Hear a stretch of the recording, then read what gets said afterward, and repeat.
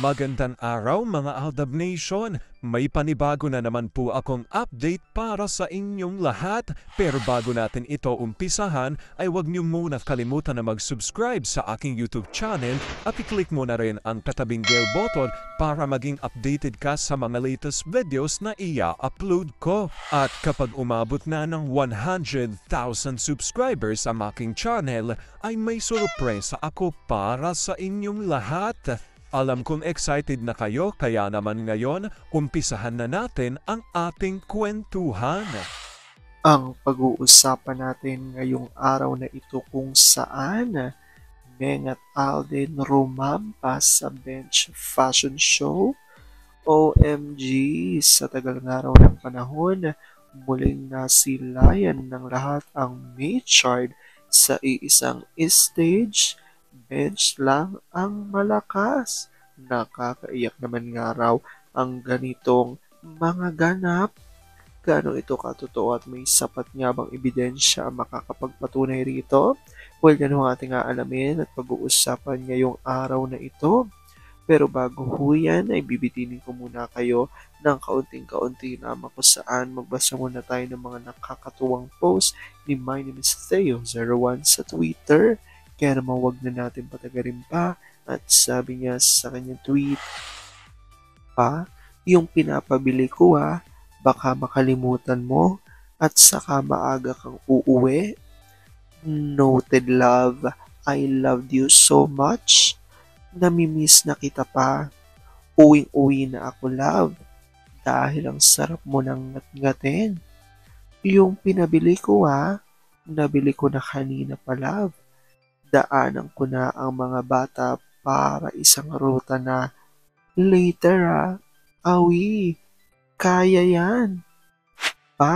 Matagal ka pa? Malapit na. Ready ka na? Saan? Alam mo na yun.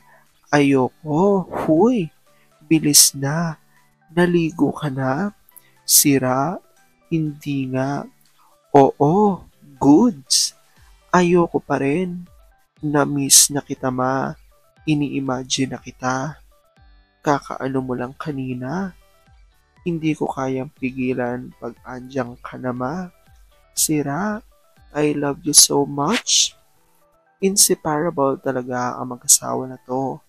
Kahit mga anak, hindi kayang paghiwalayin ang pwesto. Pag pumagit na ang mga bata, nagkikilitian na naman ang mga paa sa ilalim. At kapag biglang nagkatitigan at sobrang lagkit na ng titig ni Mister, nako, tinatayuan na yan sa ilalim ng balahibo. Alam na ni Mrs. Alam kong tuwan-tuwa ho kayo sa ating binasa pero ngayon pag-uusapan na natin ang ating main topic. Oops, wait lang, saglit lang to. May ipapaalala lang ako. Para sa mga bago pa lang sa aking channel, huwag niyong kalimutan na mag-subscribe sa aking YouTube channel at i-click nyo na rin ang notification bell para lagi kayong updated sa mga latest videos na i-upload ko at para maging parte na rin kayo ng aking Fanatics channel family. Well, alam kong super excited na kayo sa ating kwentuhan, kaya naman dumako na tayo sa ating main topic. Gaano nga ba katotoo na sina Meng at Alden ay rumampa na muli sa bench fashion show? OMG, sigaw ng nakararami. Sa tagal ng panahon, muling nasilayan ng lahat ang Maychard in one stage. Bench nga lang raw ang malakas. Nakakaiyak naman ang ganitong mga ganap. Sana ito katotoo at may sapat nga bang ebidensya ang makakapagpatunay rito? Well, yan ang ating aalamin at pag-uusapan ngayong araw na ito. Alam kong super excited na kayong malaman yan, kaya naman wag na natin patagalin pa.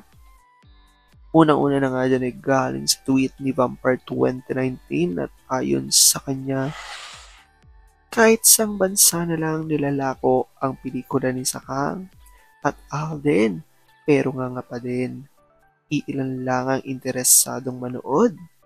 Either break even lang or lugi kahit sang lugar. Paano ba naman hindi makatotohanan at hinahaluan pa ng sarsuela?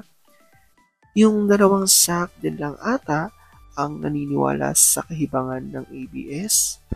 Alam ng lahat na hindi talaga naghiwalay ang duksak at ang matriarch natin.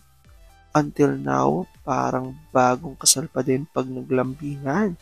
Kahit apat na ang mga Junakis. Ang dapat nito kay Magnakupit, mag-go fund na lang siya para mapadali ang pag-iipon ng pera upang mapaayos ng Junakis. Noon, post ni BBC, biro lang naman. 3 ata ang ulo. That's why hindi maipalabas. Sa lahat ng magkakapatid, siya talaga ang pinatok ni Carmelita. Sabi ni Olive Kanayama, evil never succeed. That is the real truth. God sees everything. And those who are having an overload with the ballistic work, no one can escape unpunished. Sabi naman dito ni Jean Dump, nag-signing off na nga ang Katbin ang mga idol nila. Pero pilit pa rin nila na may relationship ang dalawa. Halata namang magkaibigan lang ang dalawa. Hindi nga sweet. Sweet sa on-cam pero off-cam, never. Bahala sila sa buhay nila, basta Alda pa rin. Sabi ni Mirna, paano nga alam ng buong mundo na sarsuela nga lang ang sakang? Alam din nila ang status ni na Alden at Ming. Palpak kasi ang mga moves ni Sakang kay Alden. Halatang nanggagamit at sumasampay.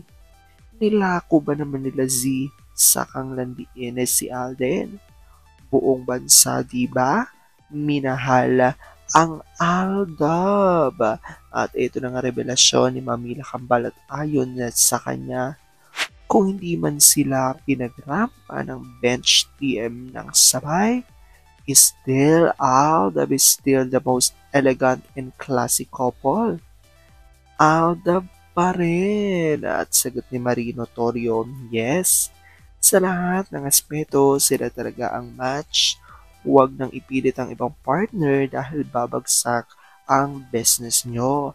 Aldab pa rin. At kalakip nga ho ang litrato na ito ni na Alden at Meng, ang latest photos ni na Alden at Meng na ito sa Bench Philippines. Actually, ang pinagrampahan po nila dito ay isang stage lamang. Ngunit, syempre, ang hiling nila ng mga Aldab Nation sa bench na pagsabayin na lumakad at rumampa si na Alden at Meng dito nga sa kanilang fashion show ay hindi na ibigay ng bench dahil nga syempre sa alam naman natin kung anong estado ngayon ng career ni na Alden at Meng, especially sa kanilang mga management. Pero kahit na ganoon, maging thankful tayo sa bench dahil bench lang din talaga ang isa sa brand na matapang na ipinaglalaban pa rin sina Alden at Meng sa gitna ng mga sarsuelang nangyayari di umano sa dalawa. Kaya naman sabi nga nila kahit na hindi man nagawa ng bench na pagsabayin, na paglakarin sina Alden at Meng dito sa kanilang fashion show ay maging thankful tayo dahil at least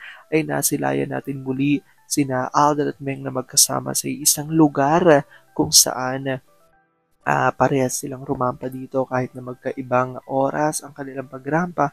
At least alam naman natin na backstage, di ba, ay magkasama nga ang dalawa. So be thankful at sana ituloy-tuloy na ito at sana ay muli nang maisipan, di ba, ng bench na pagsamahin sa isang TV commercial sina Alden at Meng. Well, comment down below nyo dyan guys kung ano po opinion nyo patungkol dito. Alam ko na dito marami pa rin sa inyo ang mas lalo ngayon kumakapit at naninindigan na Aldab nature is real. Pero sabi nga natin na kahit na ano pa man ang magdesisyon ni na Alden at Meng sa kanilang buhay, karera at buhay pag-ibig, kailangan natin sila supportan. Kailangan natin ito tanggapin ng buong buo dahil yun ang kanilang deserve. At yan ang aking update for today's video. Maraming salamat mga Aldab Nation. Ingat!